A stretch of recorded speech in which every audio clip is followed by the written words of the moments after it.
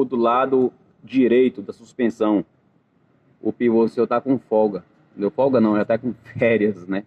Como se diz. Aí tem que trocar, no caso, esse pivôzinho. Aí tem essa coifa aqui, ó. A coifa da caixa.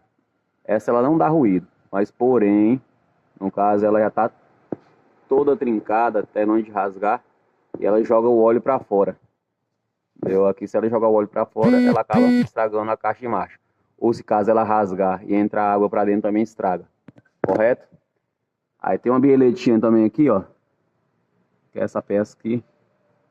Ela já tá bem mole, no caso. Entendeu? Também já tá na hora de ser substituída.